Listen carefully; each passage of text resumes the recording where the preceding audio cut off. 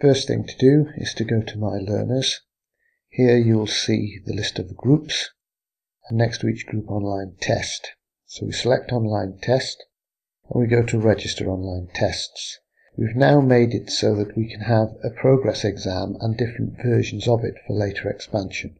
So we choose the first progress exam and the first of the baseline tests, which is the 2014. Others will appear there later. Then we choose which day we're going to do it on and register, and that's it. Now then, we can see at the bottom of the page which students have been registered for this particular exam, and we can remove individuals if we want to. For example, if you registered a class of 30 and 2 were absent, you can remove the 2 absentees. Once you've got all the ones registered that you need to register, and we'll just go through the process again to re-register our test learners.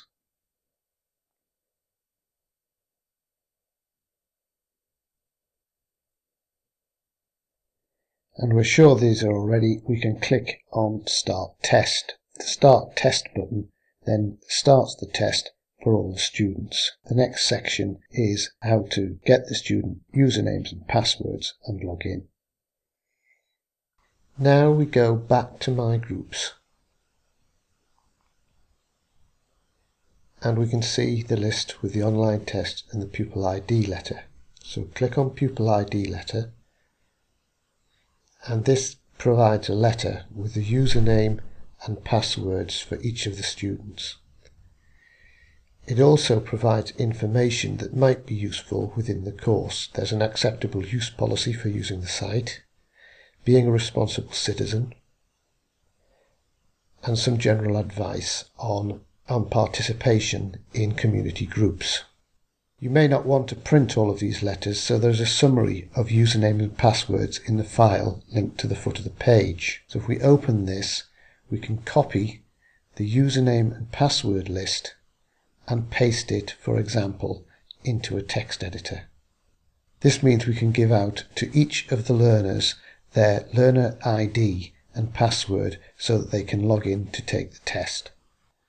Now we log in as one of the learners from the front page, so we take the username of one of the learners, take the second one in this case, paste it into the input box, then the password, and log in.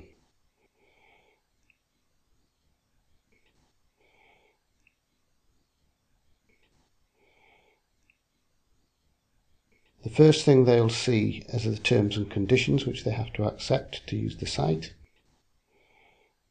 Confirm those, and then they are straight into their user account.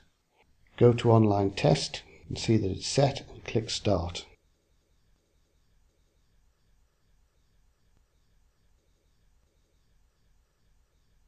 Accept rules in the test and start the online test. 50 questions, so we can start and go through them sequentially, but equally well, if we want to go to the end, we can click on the question list and go to number 50, and at the end we'll see a finish button. Now the students must finish the test using that button or it won't be marked, and if they miss out the last question, it's the leave blank and finish button. If they go out of the area, it'll warn them. It won't stop their paper or anything like that, but it's so that you as the teacher can see that there's something going on. Once the learners are taking the test, they're listed in the ongoing online test list. If, for example, they get kicked off the test for one reason or another, for example, the machine fails or they don't leave the test legally through the finish button, you must remove them from this list before they can restart the test. As long as you unblock them and then restart the exam for them, they will not lose any work, perhaps one question, and they'll start from where they left off. To re-register them, go back to the account, and then you can go to the group and the individual learner and then register that individual with the test and start the test again.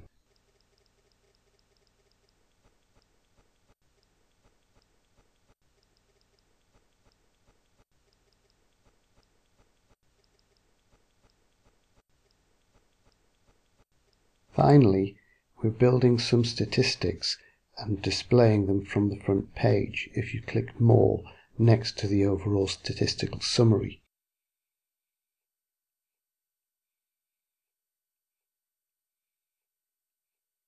If you go back to your account and look for your My Learners section,